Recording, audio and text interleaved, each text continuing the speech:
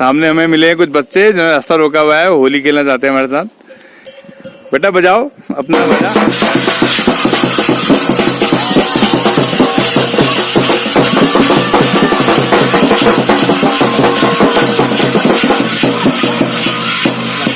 DD हाट की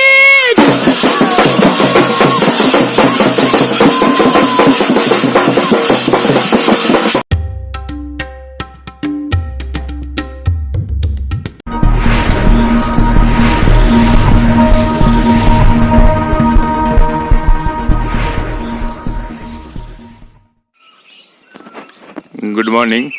सुबह का नज़ारा मैं आपको दिखा दूं। कल शाम बहुत ज़्यादा बादल थे तो डर लग रहा था। अभी सुबह बहुत अच्छी धूप निकल के आ गई है।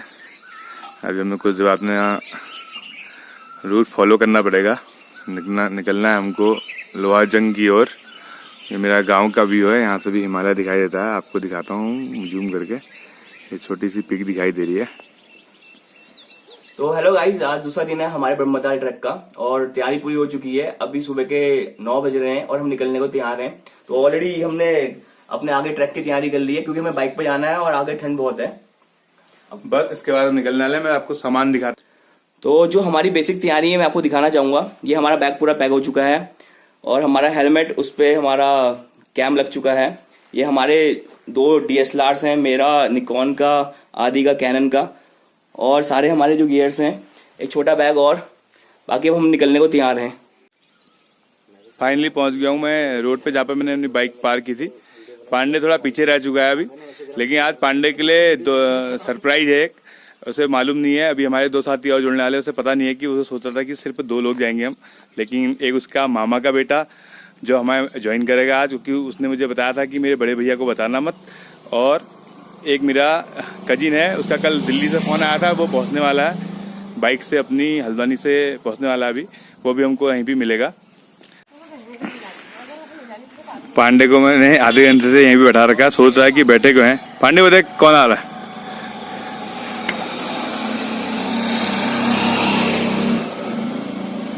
देखो पांडे का सरप्राइज आ गया आखिरकार।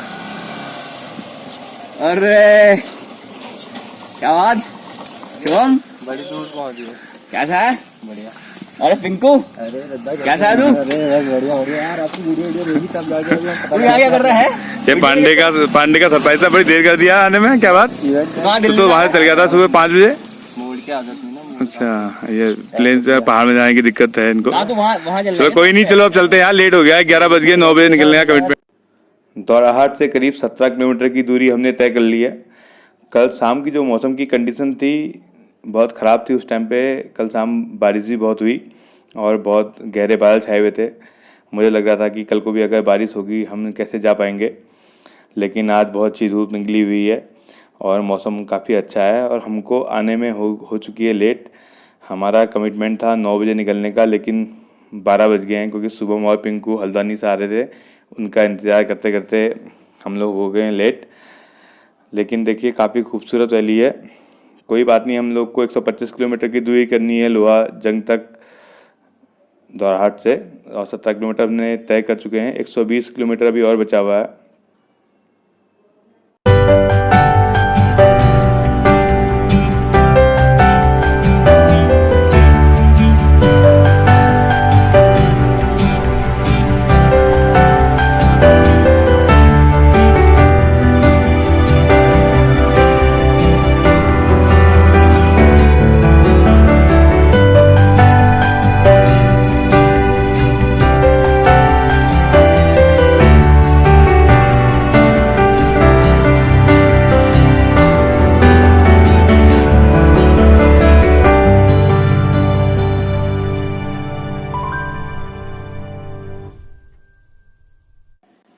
रोड की कंडीशन काफ़ी अच्छी है। हॉट मिक्स रोड है, सिंगल रोड है और ट्रैफिक भी बहुत ज़्यादा कम है।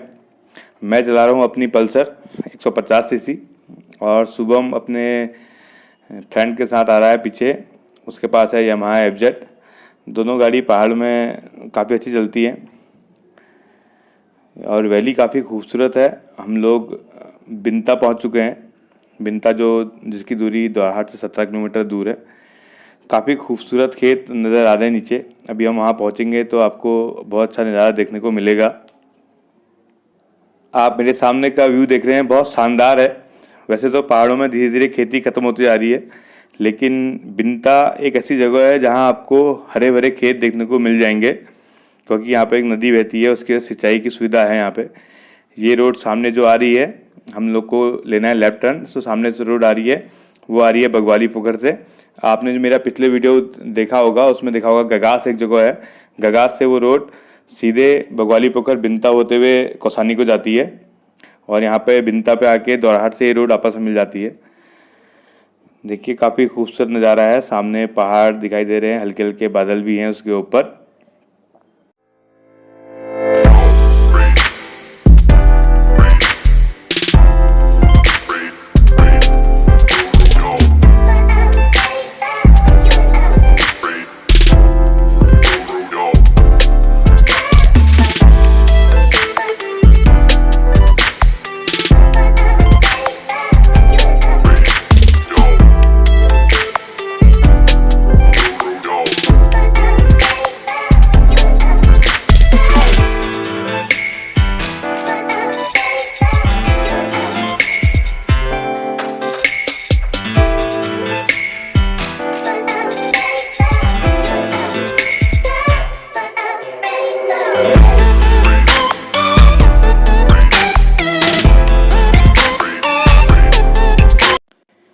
सामने दिखाई दे रहा है खूबसूरत ब्रिज, काफ़ी पुराना ब्रिज लग रहा है। चलते हैं, ये गगास नदी के ऊपर बना हुआ है ये ब्रिज। यहाँ पर से गगास नदी बहती है बिनता में। काफ़ी खूबसूरत ब्रिज है, और वैली का नज़ारा तो आपने देख ही लिया है, काफ़ी खूबसूरत है, हरे भरे खेत हैं पूरे। हमने कर लिया है बिनता क्रॉस। अभी है लोध आपके 6 किलोमीटर और सोमेश्वर 13 किलोमीटर की दूरी भी बची हुई है। बसंत ऋतु का आगमन है, इसलिए काफ़ी सारे फूल उगे हुए हैं पेड़ों पर। ज़्यादातर जो पेड़ होते हैं वो नाशपाती के पेड़ हैं और आड़ू के पेड़ हैं यहाँ पे, उसमें सफ़ेद और रेड कलर के फूल खिलते हैं बसंत ऋतु के आगमन पर। ये काफ़ी खूबसूरत वैली है। हम लोध पहुँच चुके हैं। लोध काफ़ी खूबसूरत इलाका है, ये भी अपनी खेती के लिए काफ़ी फेमस है। छोटा सा कस्बा है यहाँ पर, लेकिन एक बहुत अच्छी चीज़ है, आपको मैं दिखाता हूँ अभी। ये देखिए एक ढाबा है फेमस। अंकल भर के डुबके बने। मैं बहुत पहले आया था इस दुकान पर, काफ़ी अच्छा कुमाऊनी फूड मिलता है, भटके डुबके मिलते हैं यहाँ पे। अभी मैं आपको दिखाता हूँ, बहुत अच्छी रसोई है इनके यहाँ पे, और एक बहुत बड़ी कढ़ाई में भटके डुबके बनाए जाते हैं। वो देखिए बन रहे हैं सामने, जरा क्लोज करके दिखाता हूँ आपको। ये देखिए। तो दोराहाट से निकलते हुए हम आगे बिनता पार करते हुए लोध आ चुके हैं, और लोध पे बहुत एक फेमस दुकान है जिसमें आपको कुमाऊनी खाना मिल जाएगा।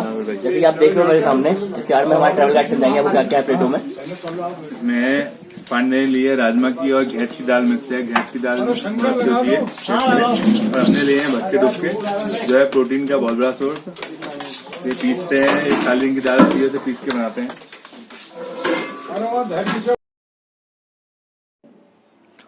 कौसानी 17 किलोमीटर दूर है और सोमेश्वर 5 किलोमीटर दूर है यहाँ से। काफ़ी खूबसूरत वैली है, यहाँ के लोगों ने भी खेती काफ़ी अच्छी कर रखी है।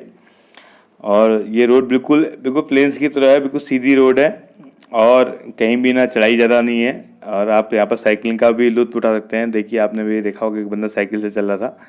काफ़ी खूबसूरत व्यू है। देखिए सामने छोटे छोटे पहाड़ और बीच में ये सुंदर सी घाटी मन मोह लेगी आपका जब भी आप आएँ बसंत ऋतु के आगमन पर, या आप आएँ वर्षा ऋतु के बाद, क्योंकि ये लहलाते खेत आपको दिखाई देंगे यहाँ पे।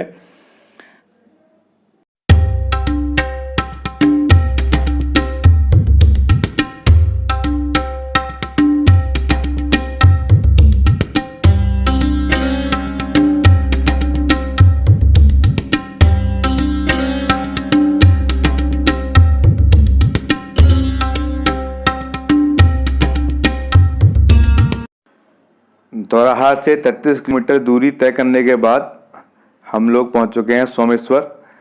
सोमेश्वर नाम से ही आपको लग रहा होगा कि शिव जी का एक खास स्थान है यहाँ पे। जहाँ जहाँ जिस जिस शहर के पीछे स्वर का नाम आता है, समझ लीजिए कि आप वो शिव जी के लिए, किसी मंदिर के लिए फेमस है। इसलिए यहाँ सोमनाथ जी का मंदिर है, इसे सोमेश्वर इसका नाम है। छोटी सी मार्केट है लेकिन लिंकेज बहुत अच्छा है इसका। देखिए हम लोग लेफ्ट को जाएंगे और जो राइट से रोड आई हुई है ये अल्मोड़ा से आई हुई है। आप यहाँ से अल्मोड़ा भी जा सकते हैं सोमेश्वर से। काफ़ी खूबसूरत है। मैंने ये रूट फॉलो इसलिए किया क्योंकि बीच में मेरा होम टाउन था। आप सीधे अल्मोड़ा होते हुए भी लोहा जंग को जा सकते हैं, या फिर आप सीधे बिनता होते हुए, कौसानी होते हुए आप सीधे जा सकते हैं। एक दिन में आप पहुंच सकते हैं वहाँ पे। हम लोग को हल्द्वानी से निकलने में लेट हुआ था, इसलिए मुझे अपने घर रुकना पड़ा, वरना हमारा प्लान था कौसानी रुकने का। चलो कोई नहीं, अभी कौसानी भी आएगा। करीब 11 किलोमीटर की दूरी है कौसानी की सोमेश्वर से। यहाँ पर ATM वगैरह भी हैं, आप यहाँ से अपना कैश विड्रॉल कर सकते हैं आसानी से। काफ़ी खूबसूरत वैली है, ये भी खेती के लिए काफ़ी अच्छी है सोमेश्वर। करीब 42 किलोमीटर की डिस्टेंस हमने तय कर ली है और हम पहुंच गए हैं इंडिया के स्विट्जरलैंड कहे जाने वाले शहर कौसानी में, जो काफ़ी फेमस है टूरिस्ट प्लेस में। यहाँ बहुत अच्छे अच्छे विजिटिंग प्लेस हैं, जिसमें फेमस है अनासक्ति आश्रम। हम लोग अगर वापस आते वक्त हमको टाइम मिला तो हम उसको आपको अगले वीडियो पर दिखाएंगे अपने। अभी फ़िलहाल हमको आज लोहाजंग पहुँचना है तो हमें यहाँ से निकलना पड़ेगा। काफ़ी खूबसूरत है और काफ़ी ठंडा होता है, और गर्मियों के टाइम पे तो स्वर्ग है ये शहर भी। कौसानी से जैसे हम थोड़ा नीचे आए तो एक जगह पे हमें ये व्यू दिखा। आप देख सकते हैं यहाँ से हिमालय की रेंजेस, और अगर इसमें शायद आपको दिखे ना, बट आप देख सकते हैं पीछे वाली जो पीक्स हैं वो पूरी बर्फ़ से ढकी पड़ी हैं। मैं आपको थोड़ा जूम करके दिखाता हूँ। ये जो पीक्स हैं ये पूरी बर्फ़ से ढकी हैं और ऊपर बादल हैं, और वही जो पीक्स हैं वहीं हमें अपना ट्रैक करना है कंप्लीट। तो उन पीक्स के पास हम आपको इस वीडियो में आगे लेके जाएंगे।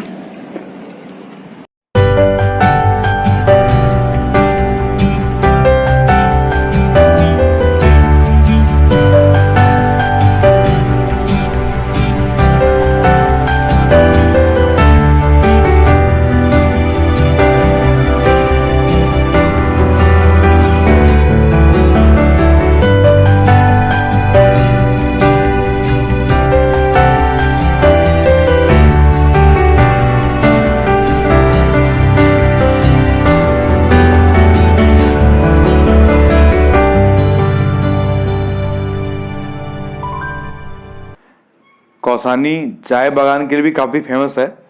कौसानी से करीब 5 किलोमीटर नीचे आके आपको बहुत खूबसूरत चाय बागान देखने को मिल जाएंगे, और सॉल फैक्ट्री बहुत अच्छी हैं जो वूलन सॉल बनाते हैं। ये देखिए, ये सॉल फैक्ट्री हैं सारी कौसानी में, और ये ऊपर टी गार्डन है, काफ़ी खूबसूरत है। आप यहाँ भी विजिट कर सकते हैं। कौसानी पधारने के लिए आपका हार्दिक धन्यवाद। इस रूट से भी आप चारों धाम की यात्रा कर सकते हैं। देखिए, केदारनाथ, गंगोत्री, यमुनोत्री, बद्रीनाथ की डिस्टेंस यहाँ पर दी की हुई है कौसानी से करीब 5-6 किलोमीटर नीचे आके। कौसानी से करीब 15 किलोमीटर की डिस्टेंस तय करने के बाद हम एक फेमस जगह पर आ गए हैं, गरुड़, जहाँ पे बहुत अच्छे अच्छे मंदिर हैं 10वीं शताब्दी में बने हुए कत्यूर वंश के राजाओं द्वारा। और काफ़ी अच्छी मार्केट है यहाँ की, क्योंकि ये वे हमेशा बिजी रहता है, बहुत सारे टूरिस्ट जाते रहते हैं। तो मार्केट काफ़ी खूबसूरत है यहाँ का, और अवेलेबिलिटी मार्केट में हर चीज़ की है। हम लोग को भी कुछ सामान यहाँ से खरीदना पड़ेगा। कुछ दवाएं मेरे को लेनी है जो हमको ट्रैकिंग के वक्त चाहिए होती हैं। कुछ पेन किलर, बैंडेड, और कोई बाम जो पेन में वो करे, क्योंकि कभी चोट वोट लग सकती है, तो उस टाइम पे हम लोग को अपने लिए थोड़ा फर्स्ट एड रखना पड़ता है। वो मैं खरीदना भूल गया था, वो यहीं से खरीदेंगे हम लोग। देखिए, काफ़ी खूबसूरत है मार्केट, और यहाँ तक गाड़ियाँ भी आ रही हैं आराम से।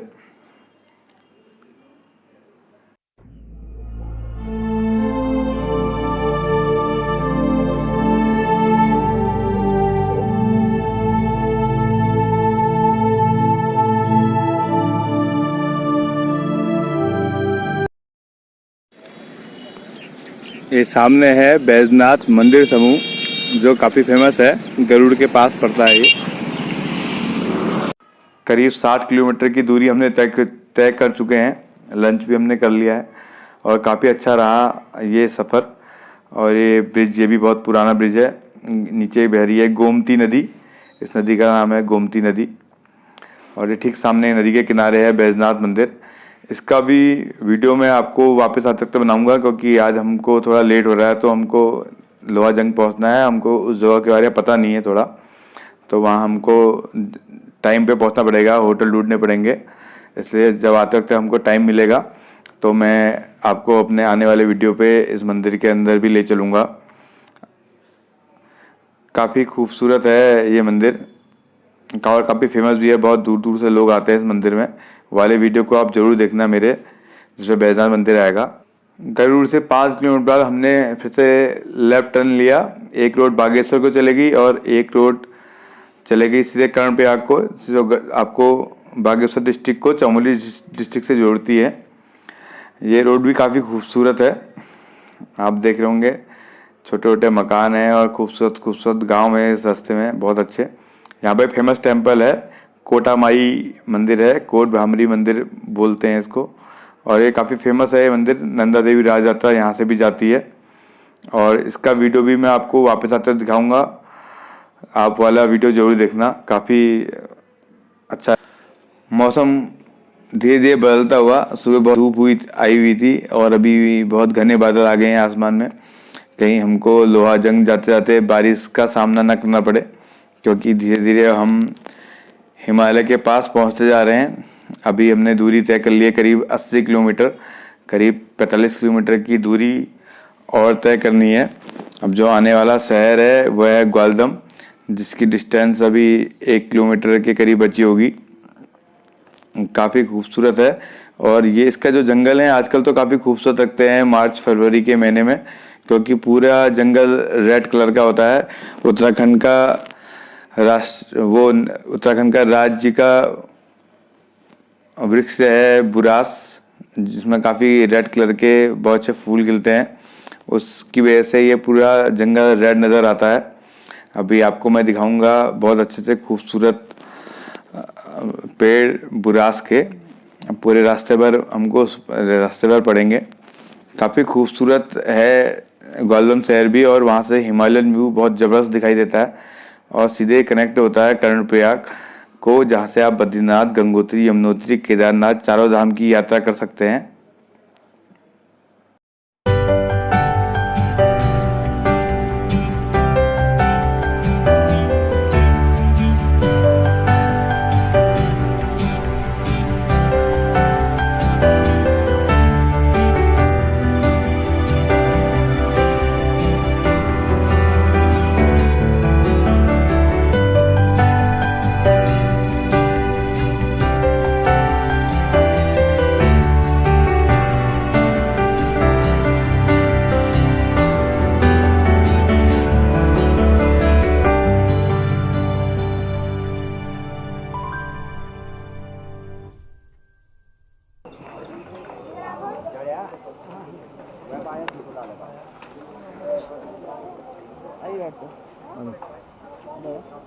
अंदर बैठते इधर ही।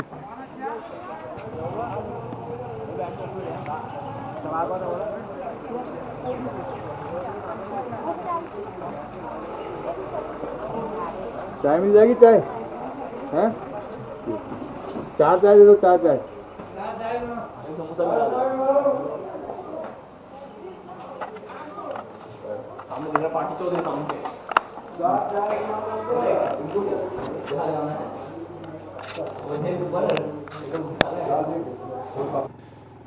पहुंच चुके हैं हम नंद केसरी। यहाँ से 2 किलोमीटर की दूरी है देवाल की और 27 किलोमीटर है लोहा जंग। हमें 1 घंटा और लगेगा। थोड़ा रोड की कंडीशन ख़राब है, क्योंकि यहाँ बर्फ़ गिरती होगी तो रोड ख़राब रहती होगी। बीच बीच में गड्ढे बहुत ज़्यादा हैं और स्पीड ज़्यादा मिल पा रही है नहीं। थोड़ी ऑक्सीजन की कमी भी आती रहेगी धीरे धीरे, लेकिन सफ़र काफ़ी खूबसूरत है और ठंडा महसूस होने लग गया है। अब काफ़ी ठंडा लगने लग गया। अभी तक बीच में हमको बहुत गर्म हो गया था। हम सोचे थे कि इतनी सारे कपड़े, इतनी जैकेट क्यों लेके आए, लेकिन अब ठंडा होना स्टार्ट हुआ है।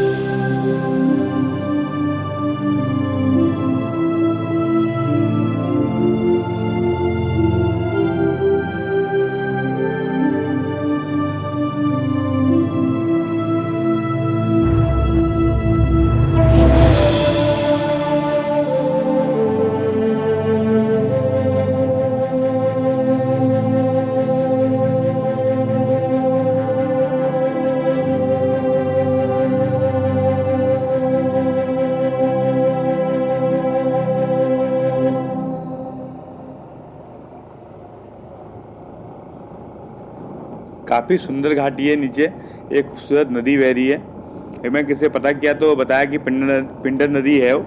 पिंडर नदी जो पिंडारी ग्लेशियर से निकल के कर्णप्रयाग में अलकनंदा से मिलती है, वो नदी यहीं से ही देवाल होते हुए ही आती है। बहुत सुंदर घाटी है, पिंडर घाटी बोलते हैं इसको। और हम देवाल पहुंचने वाले हैं। करीब 35 किलोमीटर की दूरी पे लास्ट गांव पड़ेगा जहां तक ये रोड ख़त्म हो जाएगी। वो बाण गांव है जहां से रूपकुंड की यात्रा स्टार्ट होती है। अगर मुझे टाइम मिला तो मैं आपको बाण गांव लेके जाऊंगा, क्योंकि मेरा उससे थोड़ा एक पुराना रिश्ता है बाण गांव से। देखिए रोड की कंडीशन काफ़ी ख़राब है। ऊपर बर्फ़ से ढके हुए पहाड़ दिखने लग गए हैं और हम देवाल पहुंचने वाले हैं। देवाल की जो मार्केट है काफ़ी बड़ी है और इस पूरे एरिया की सबसे अच्छी मार्केट है देवाल की। ज़्यादातर लोग अपना सामान खरीदने के लिए वहीं आते हैं, क्योंकि आवश्यकतापूर्ण सामान पूरा मिल जाता है देवाल में। और जो बाकी ऊपर गांव हैं उधर की जो दुकानें हैं छोटी छोटी हैं, वहाँ पर ज़्यादा दुकानें अवेलेबल है नहीं। इसलिए आपको जब भी यहाँ आए तो आप अपना इम्पोर्टेंट सारा सामान देवाल से ख़रीद लें। अगर आप सोलो ट्रैवल हैं और अपनी बाइक में आप आते नहीं हैं तो आपको सीधे हल्द्वानी से देवाल तक के लिए एक प्राइवेट बस मिल जाएगी जो सुबह मॉर्निंग में 5 या 6 बजे निकलती है देवाल की ओर। अगर आपको रूपकुंड की यात्रा, ब्रह्मताल का ट्रैक या बेदनी बुग्याल आपको देखना है और चमोली डिस्ट्रिक्ट में 3 जो खूबसूरत प्लेस हैं इनको अगर विजिट करना है तो आप सीधे हल्द्वानी से वो बस पकड़ के देवाल आ सकते हैं। यहाँ से आपको टैक्सी मिल जाएगी ऊपर बाणगांव या लोहा जंग के लिए, क्योंकि लास्ट जो बस आती है वो देवाल तक ही आती है। आप अगर ये वीडियो मेरा देख रहे हैं पहली बार तो चैनल को सब्सक्राइब करना ना भूलें, क्योंकि मैं आपके उत्तराखंड के नए प्लेस पे लेके आता हूँ हमेशा। और जो व्यूअर्स मेरे पुराने हैं उनसे मेरा अनुरोध है कि ज़्यादा से ज़्यादा शेयर करें। उत्तराखंड को हमने पूरे इंडिया के कोने कोने तक पहुँचाना है ताकि यहाँ पर्यटन ज़्यादा से ज़्यादा बढ़े और थोड़ा पलायन कम हो। अगर लोकल लोगों को ज़्यादा रोज़गार मिलेगा तो उससे पलायन में कमी आएगी। इसलिए मेरा आप सबसे अनुरोध है कि शेयरिंग ज़्यादा करें और कमेंट बॉक्स में ज़रूर लिखें कि आपको ये वीडियो कैसा लगा। अभी वैसे हमने बहुत दूरी तय करनी है, मैंने आपको ये मतलब रिक्वेस्ट है मेरी आपसे, इसलिए मैं आपको बोल रहा हूँ सब्सक्राइब करने के लिए, लाइक करने के लिए, शेयर करने के लिए और बेल आइकन को जरूर दबाएं ताकि जो मेरे नेक्स्ट वीडियो आएँ उनका नोटिफिकेशन आप तक ईजी पहुंच जाए। पहुंच चुके हैं हम देवाल। तो बस लोहा जंग से हम अराउंड 12 किलोमीटर पीछे हैं और आप देख सकते हैं खूबसूरत वैली। हमारे 2 ट्रैवलर्स इस वैली का नज़ारा लेते हुए, बहुत ही खूबसूरत वैली है ये। और हमारे ट्रैवल गाइड ठंडी ठंडी सांस भरते हुए फाइनली हम लोहा जंग पहुंचने वाले हैं। करीब 125 किलोमीटर की दूरी तय करने के बाद हम पहुंच चुके हैं लोहा जंग, जो काफ़ी खूबसूरत गांव है और चारों ओर से खुला आसमान। इसके बहुत अच्छा व्यू है। आपको ऐसे दिखाई नहीं दे रहा होगा लेकिन मेरी आंखों से मुझे एक सुखद अनुभूति प्राप्त हो रही है, क्योंकि पूरा दिन लगी गया यहाँ पहुँचने में। अभी शाम के करीब 5 बज चुके हैं। अभी हमने यहाँ पर होटल भी ढूंढना है, क्योंकि यहाँ पर होटल तो हैं लेकिन अभी हमको अपने हिसाब से होटल ढूंढना पड़ेगा, क्योंकि कम से कम पैसे में हमने होटल लेना है और अच्छा होटल भी लेना है ताकि रात में रहने के लिए कोई दिक्कत वगैरह ना हो। लोहा जंग आखिर थोड़ा नाम बहुत डिफरेंट टाइप का है। कल को अभी शाम को पता करूंगा लोगों से कि लोहा जंग नाम क्यों रखा है। कुछ ना कुछ कारण हुआ होगा कि इसका नाम लोहा जंग रखा। काफ़ी जो लोहागंज पहुंच चुके हैं हम। तो अभी हम यहाँ पे लोहा जंग पहुँच चुके हैं। कोल मेरा ट्रैवल गाइड और ये एक रेस्ट हाउस हम देख रहे हैं, खुला है, बंदे से बात चल रही है और ऊपर छोटा सा आपको चांद दिखाई देगा। और सामने अगर मैं आपको दिखा पा रहा हूँ तो थोड़ा सा जूम करके दिखाता हूँ, वो देखिए नज़ारा। होटल के जस्ट सामने से नज़ारा है, पूरे बर्फ़ के पहाड़ ढके पड़े हैं। और थोड़ा सा मैं आपको आसपास दिखाता हूँ, पूरा बारिश का मौसम है शायद, तो ये हमने फाइनली यहाँ पर रूम ले लिया है। ये रूम है TRH का है। वैसे ऐसी जगह पे आके आप TRH को ही ज़्यादा प्रेफर करें। हमने 3-4 और रूम देखे, कंडीशन अच्छी नहीं थी। ये बेड है, फिर भी काम चल जाएगा। इतना अच्छा रूम तो नहीं है, ज़्यादा रेंट नहीं है, मगर 600 रुपये का है, लेकिन साफ़ सफाई अच्छी है। वैसे आदि बता रहा अराउंड 600 का है। साफ़ सफाई ठीक है, थोड़ा सा बाहर बैठने के लिए भी है। ये डाइनिंग रूम है। और इसमें एक डॉर्मेट्री भी है। डॉर्मेट्री अंधेरा हो रहा है। डॉर्मेट्रीज में 1 2 3 4 5 6 बेड लगे हैं, तो इतना कॉस्टली नहीं है ये। आप इसको प्रेफर कर सकते हैं और रूम्स के कंपैरिजन में।